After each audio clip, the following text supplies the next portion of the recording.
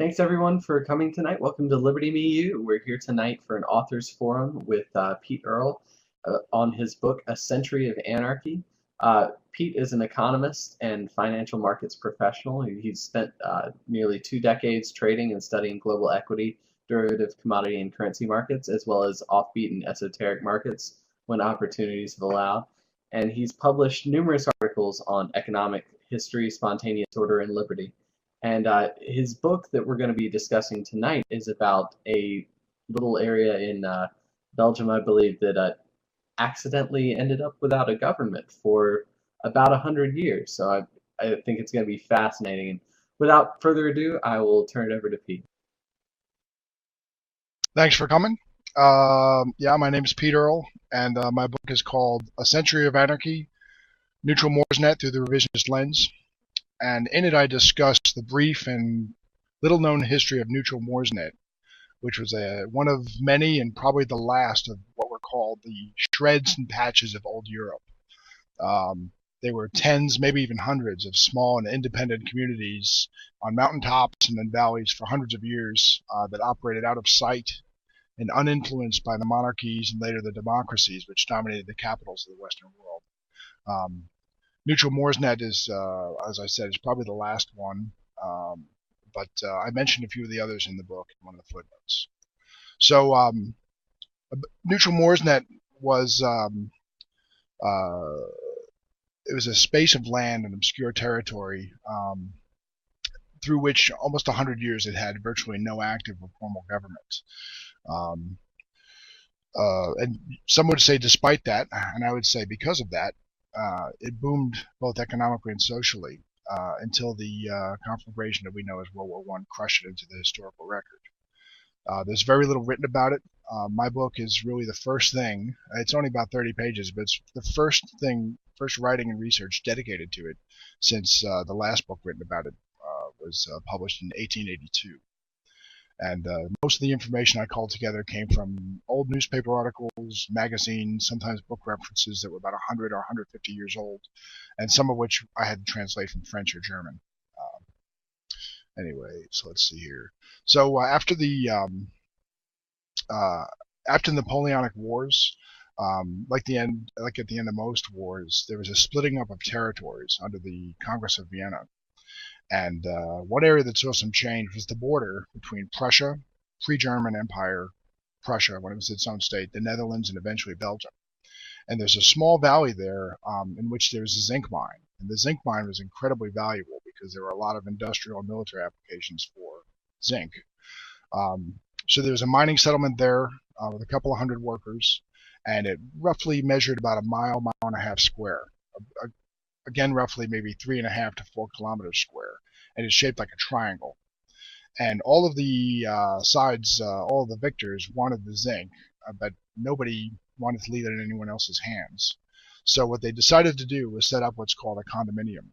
And in the political sense, a condominium is a neutral territory that is overseen by a number of governments.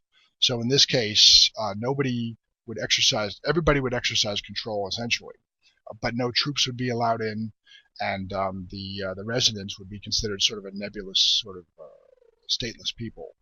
And there would be a board of various members, various political figures from the various countries that would oversee it. So 2 quick points here about this condominium of Moresnet, of neutral Moresnet. First, it was incredibly isolated. There's an anecdote I found about a traveler who tried. Most of this is in the book. There's an anecdote about a traveler who tries to reach it, and eventually, even the people who run the train lines say, "We have no idea where you're headed. We don't know where this place is." And also, from the beginning, there was a mayor and there was a single police officer who they jokingly called the Minister of War.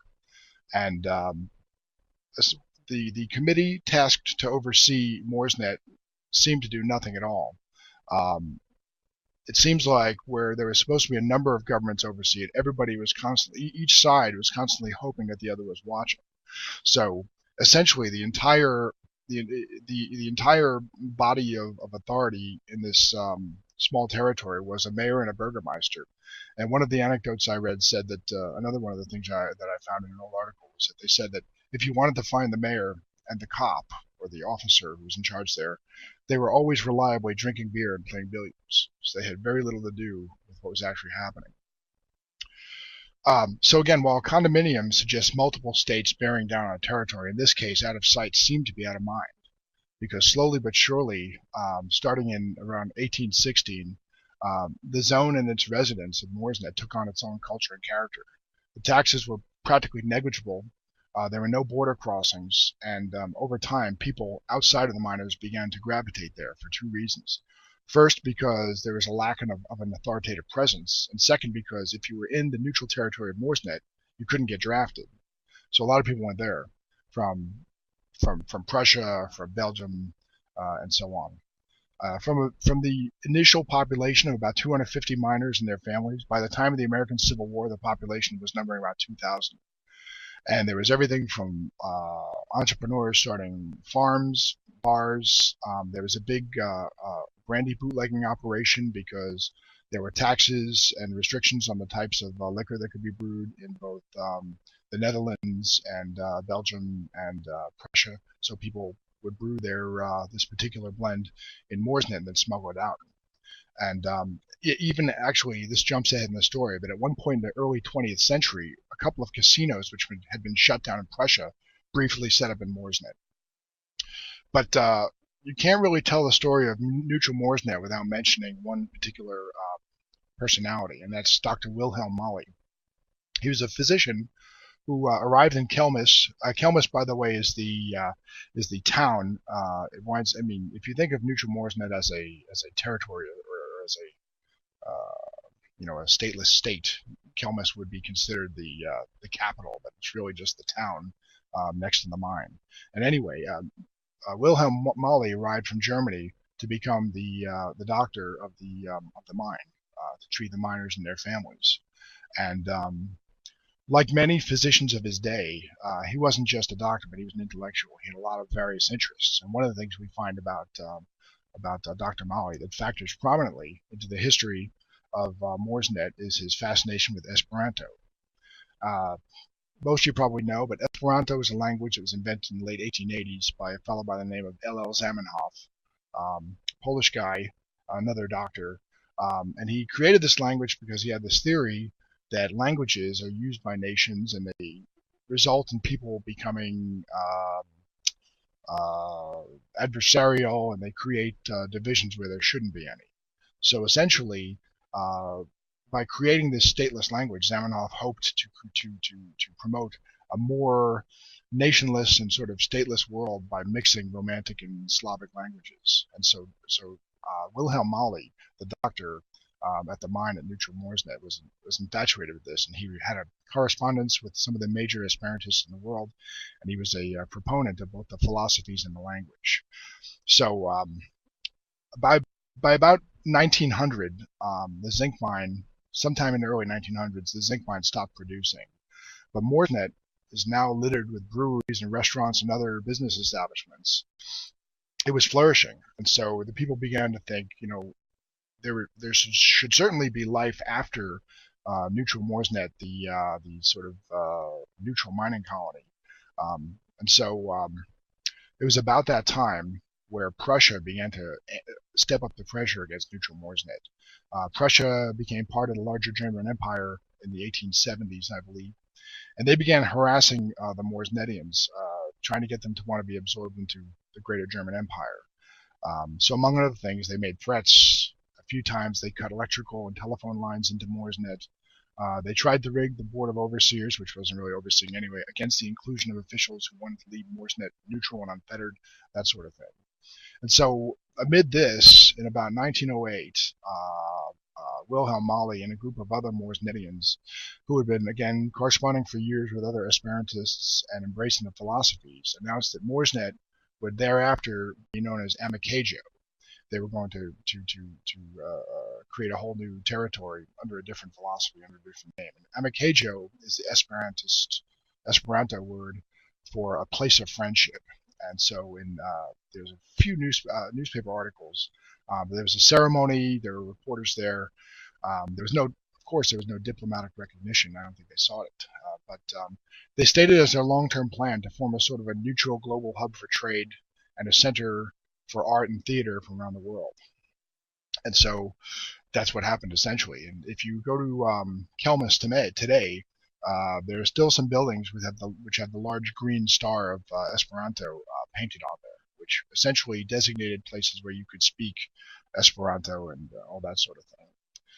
So now we're at the eve of the outbreak of World War One. By this time, there were 5,000 people living in Moresnet, and if you can get your brain around that, that's a small triangle of land, about a mile and a half square. There's 5,000 people there now from the original 250, and only several hundred by that point were related to the original miners. And not only were there those few Moresnetians who had descended from the original miners 100 years before, but there are Germans, now there's Belgians and Dutch.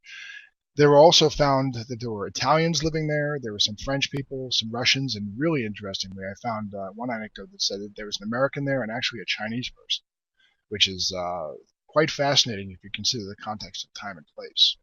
And it said that there were between 60 and 70 bars and restaurants on the main street of Kelmis alone. And at one point, they actually minted their own coins, which in the coin collecting community are extremely rare. I've only seen a record of one going up for auction. So it's pretty clear how independently they developed and how they really kind of struck out on their own with no one kind of overlooking them. Anyway, so the beginning of the end came in the morning of August 1st, 1914, when German troops crossed into Moresnet. There were stone border markers with numbers on them. Some of them are still there in around Kelmis in Belgium. Some of them are still standing there in the fields and stuff. But apparently, at least 2 Moresnetians got their rifles and fired on the advancing troops, and they were caught and executed. And the Germans, when they took over neutral Moresnet, they immediately separated people by their national background, which was difficult because there were Belgians living with Germans, and there were French living with other Moresnetians and such. And so suddenly you have this prosperous community, this tiny community, tiny space with a lot of people. And the Germans refused to send aid because it might get to the Belgians, and the Belgians refused to send aid because it might be eaten by the Germans. And so in a very short amount of time, you had a horrific situation where there was almost starvation going on. And a lot of the businesses failed, and eventually aid was sent, but there were lots of appeals as the war drew to a close to let neutral Moresnet retain its independent status. It was again, using that reference, it was considered one of those sort of valuable shreds and patches of old Europe, and they went unheard. And eventually, with just a few words, with the line, Germany recognizes the full sovereignty of Belgium over the contested territory of Moresnet, that 100 years was gone. That line was in the Treaty of Versailles, and that was the end.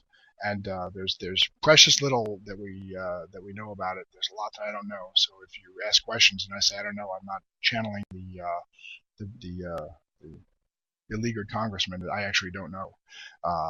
And it's fascinating. It reminds me of a little bit, if you know anything about micronations, about maybe the Principality of Hutt River in Australia, that sort of thing. It's a fascinating episode, and I wish there was more written about it. But I'm glad that I had the opportunity to study it and capture as much as I could in my little book. So that's the whole of my spiel. Questions or comments, anybody?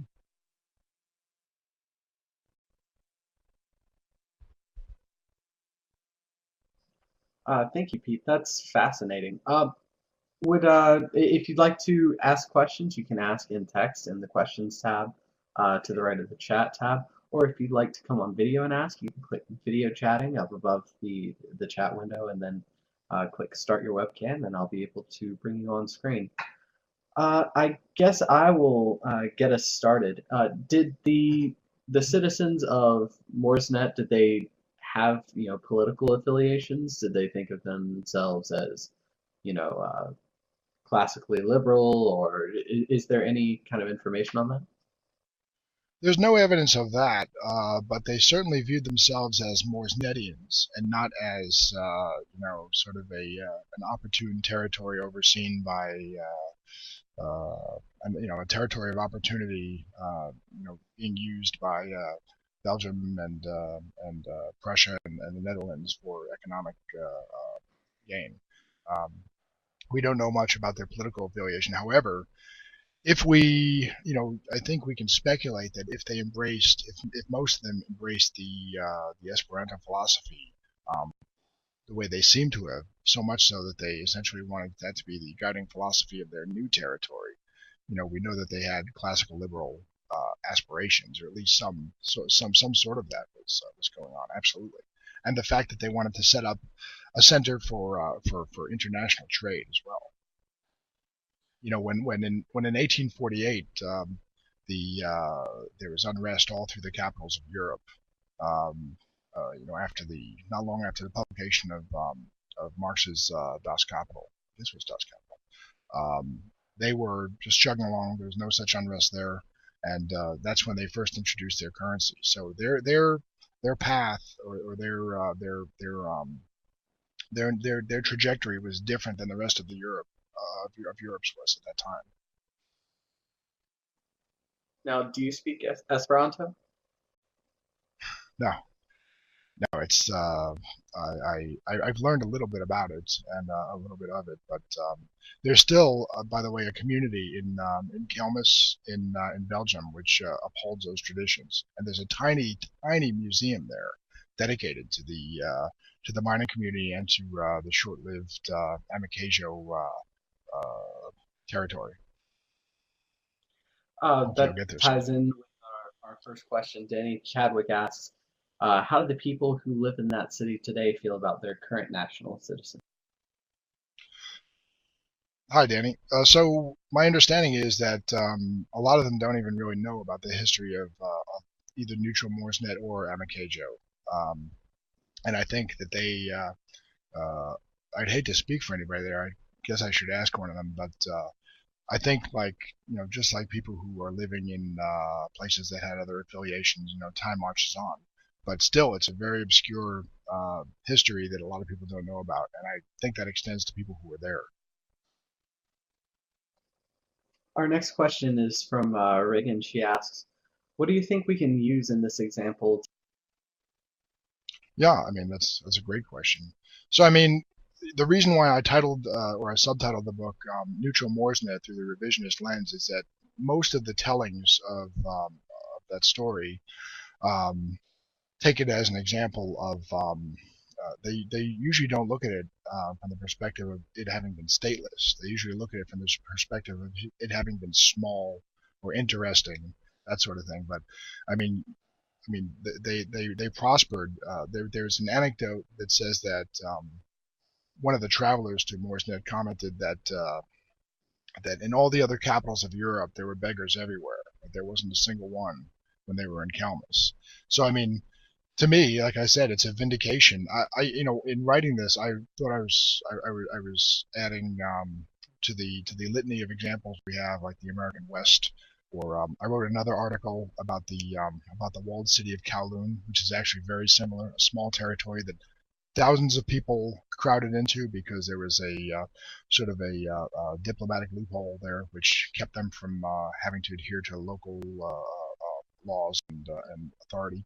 So to me, it's just another example of a community with an absolute de minimis state, and the little bit of state that was there really kind of refused to rule, and how well they wound up.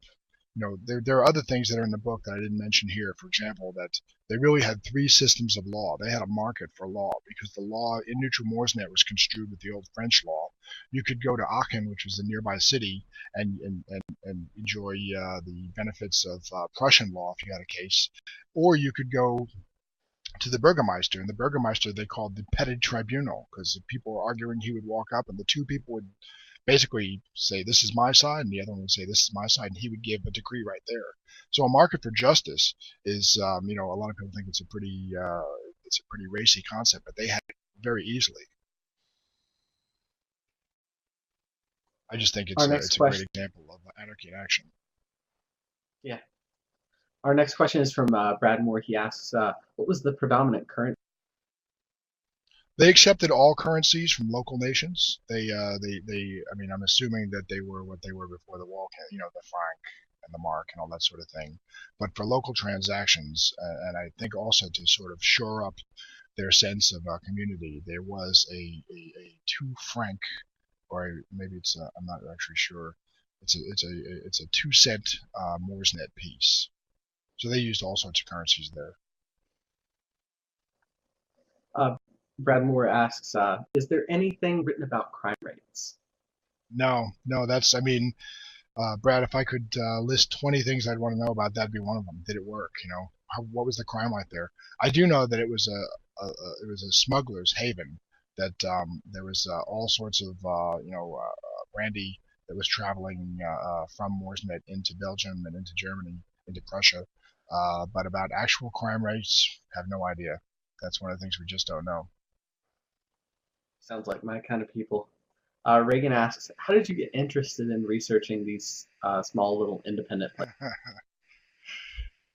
I I mean, I know that I decided to write the article on the walled city of Kowloon after I wrote this one. This was originally an article on the Mises site, and that was about maybe 30% as long as the book was. It's just there was so much information. I said this has got to see the light of day, so I expanded the article into the book. But how did I originally find out about Morrison? I don't actually remember. That's an interesting question. It's probably something I was. I'm really not sure. I might have actually found it by I sometimes find it interesting to look at currencies and stuff, and I might have come across the Moresnet currency first, which led me to the story, but I don't honestly remember. I wish I did. I'd like to use that to find other things to write about in the future. Well, where did you find the bulk of your information about Moresnet? I'm interested in some doing some historical research, particularly Hmm. on some stuff in the Caribbean. And one of the things is I Sure. can't find any hard data. All I can find are, you know, accounts by travelers, accounts by a few That's people who most of what's owned out things. there. Yeah, Unfortunately, that's most of what's out there. I mean, I found newspaper articles, and I found, like I said, there's a book from 1882, but even then, even in that, they didn't get into people like Wilhelm Molly, who's a really important figure in Moresnet's shift towards seeking complete and utter independence right before World War One. But you just got to search. I mean, a lot of it was online, some of it was in books, some of it was microfiche, that sort of thing. It's a labor of love, but I mean, I think I've exhausted just about everything that's out there. I can maybe think of 2 anecdotes I didn't put in the book, just because one of them was really questionable and I thought it sounded fabricated. But other than that, pretty much everything that's out there is in the book, and it's still only 30 pages long. now I don't know a whole lot about the history of Europe during that time period. Were Mhm. the states around Moresnet involved in major struggles with each other or with other Yeah, sure. states during that time period? Yeah, I mean, Prussia fought a whole number of wars during that time period. Um, there was, like I said, there were a series of outbreaks of unrest, kind of left-leaning unrest and proletarian struggles in that time, and virtually none of it until World War One found its way into Moresnet. One of the things, by the way, that I wanted to mention is that I'd love to know more. I was asked before about the crime rates. What I do know is that one of the things that everybody in Moresnet was interested in, and so much so that the company that owned the mine put up a big pavilion, was they were all interested in rifle marksmanship. And so when I read that, and then I found out that a number of Moresnetians actually grabbed their guns and shot at advancing German troops at the beginning of World War One, it looks a lot like like civilian irregular defense. It starts to look a lot like a non-military military. I thought that was really interesting. I'd love to know more, but there's just not more out there. That is a shame. Reagan asks, have you visited Moresnet? Not yet, not yet. But I plan on it. In fact, the cover of the book was sent to me by a young person who lives there. This young guy has gone around and taken pictures of all the remaining border markers, and so he sent me one of the pictures. He sent me a bunch of pictures and said, "Choose the one you like the best," which was very kind of him. And I said, I hope when I get out there, I have a chance to buy you a beer. And he said, "Well, come on out. It's a great place." Brad Moore asks, how populated is that area now? Ooh, I don't know. That's a good question. How many people live in Kelmis? I'll tell you. Let's see. Kelmis now has a population of about 10,000.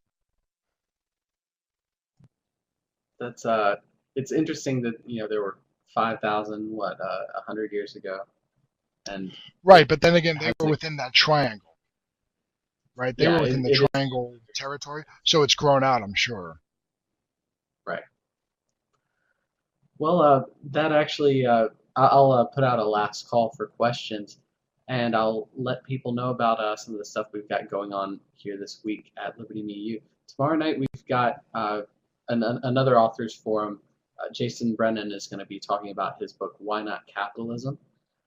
Thursday night we've got Thaddeus Russell. He's going to be giving a talk on renegade history, and that's going to be really interesting. If you've never heard Thaddeus before, definitely come out and see that. Friday night, we've got Jason King of Sean's Outpost. He's going to be talking about outcompeting the welfare state with a special emphasis on cryptocurrency. And then Roger Ver on Saturday, Bitcoin Jesus himself, will be talking about the future of Bitcoin. And then next week, we've got, Bob Murphy's class is continuing with its second session.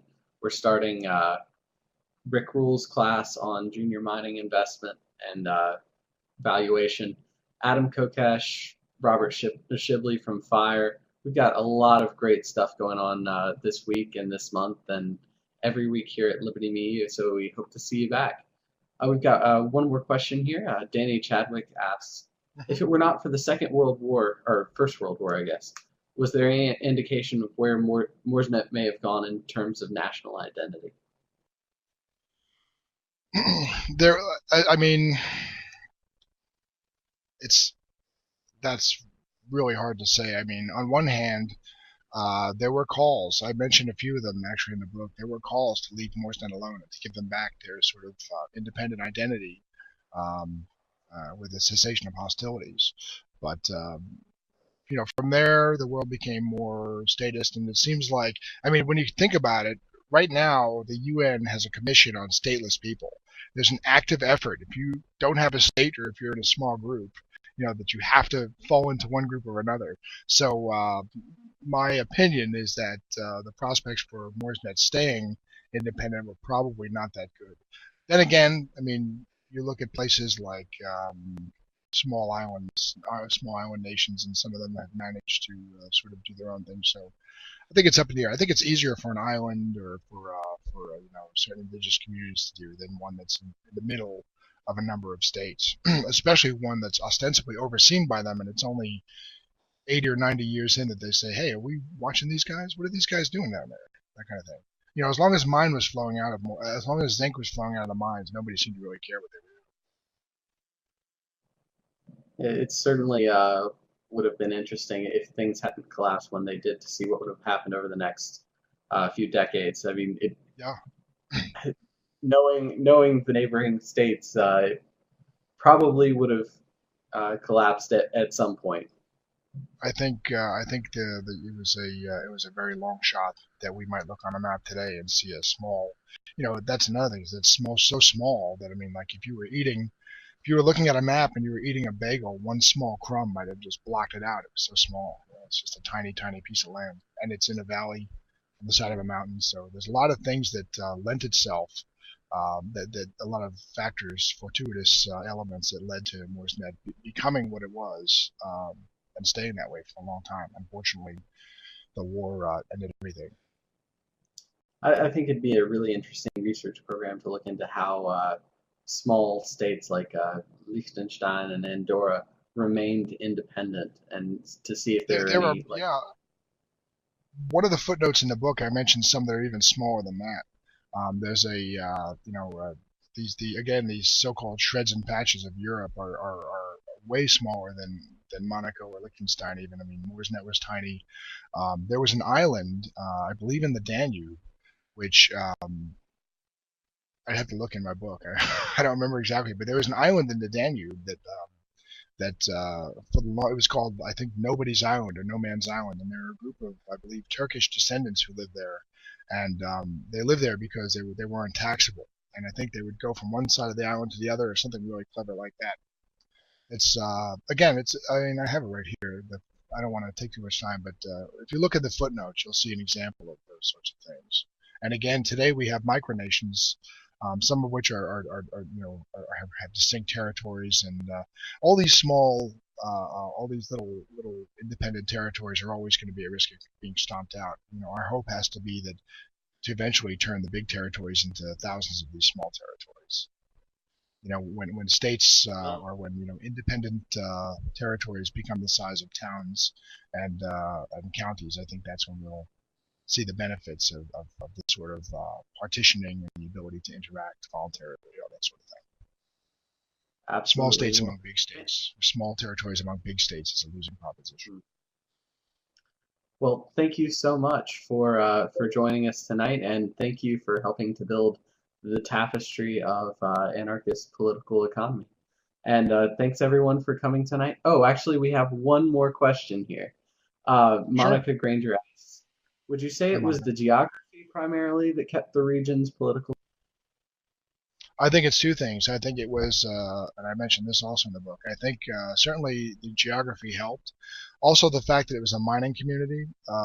Mining communities are often isolated, and they even in the Old West, mining communities, just like wagon trains and some other examples throughout history, they often organize their own local laws and rules. They have self-defined or self-determined codes, which heighten their level of cohesiveness, and they're not having to rely on outside authorities. So being a mining community, especially one that's located in a really obscure valley somewhere, and one that basically, as long as what the states that were nominally overseeing it were kept placated with, which is just zinc flying out of the ground, nobody really seemed to care.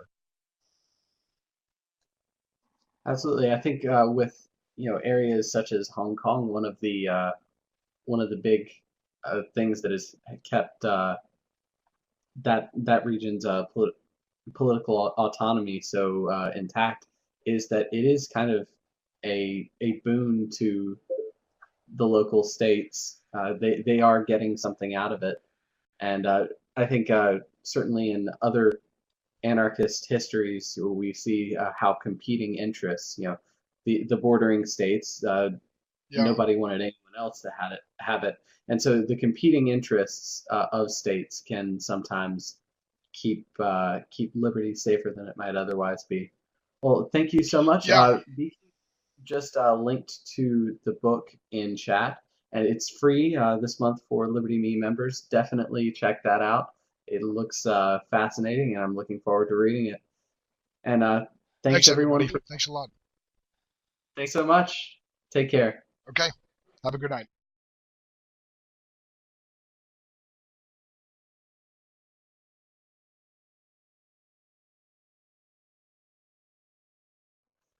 Thanks everyone for coming tonight. Welcome to Liberty Me You. We're here tonight for an authors forum with Pete Earle on his book A Century of Anarchy. Pete is an economist and financial markets professional. He's spent nearly 2 decades trading and studying global equity, derivative commodity and currency markets, as well as offbeat and esoteric markets when opportunities have allowed. And he's published numerous articles on economic history, spontaneous order, and liberty. And his book that we're going to be discussing tonight is about a little area in Belgium, I believe, that accidentally ended up without a government for about 100 years. So I think it's going to be fascinating. And without further ado, I will turn it over to Pete. But no troops would be allowed in, and the residents would be considered sort of a nebulous sort of stateless people. And there would be a board of various members, various political figures from the various countries that would oversee it. So 2 quick points here about this condominium of Moresnet, of neutral Moresnet. First, it was incredibly isolated. There's an anecdote I found about a traveler who tried. Most of this is in the book. There's an anecdote about a traveler who tries to reach it, and eventually, even the people who run the train lines say, "We have no idea where you're headed. We don't know where this place is." And also, from the beginning, there was a mayor and there was a single police officer who they jokingly called the Minister of War. And the committee tasked to oversee Moresnet seemed to do nothing at all. Thanks for coming. Yeah, my name is Pete Earle, and my book is called A Century of Anarchy, Neutral Moresnet Through the Revisionist Lens. And in it I discuss the brief and little-known history of neutral Moresnet, which was one of many and probably the last of what were called the shreds and patches of old Europe. There were tens, maybe even hundreds, of small and independent communities on mountaintops and in valleys for hundreds of years that operated out of sight and uninfluenced by the monarchies and later the democracies which dominated the capitals of the Western world. Neutral Moresnet is, as I said, is probably the last one, but I mentioned a few of the others in the book in one of the footnotes. So Neutral Moresnet was it was a space of land, an obscure territory under the Congress of Vienna. And one area that saw some change was the border between Prussia, pre-German Empire, Prussia when it was its own state, the Netherlands, and eventually Belgium. And there's a small valley there in which there's a zinc mine. And the zinc mine was incredibly valuable because there were a lot of industrial and military applications for zinc. So there was a mining settlement there with a couple of hundred workers, and it roughly measured about a mile and a half square. Again, roughly maybe 3.5 to 4 kilometers square, and it's shaped like a triangle. And all of the sides, all of the victors wanted the zinc, but nobody wanted to leave it in anyone else's hands. So what they decided to do was set up what's called a condominium. And in the political sense, a condominium is a neutral territory that is overseen by a number of governments. So in this case, everybody would exercise control, essentially, through which almost 100 years it had virtually no active or formal government. And some would say despite that, and I would say because of that, it boomed both economically and socially until the conflagration that we know as World War I crushed it into the historical record. There's very little written about it. My book is really the first thing. It's only about 30 pages, but it's the first writing and research dedicated to it since the last book written about it was published in 1882. And most of the information I called together came from old newspaper articles, magazines, sometimes book references that were about 100 or 150 years old, and some of which I had to translate from French or German. Anyway, so let's see here. So after the Napoleonic Wars, like at the end of most wars, there was a splitting up of territories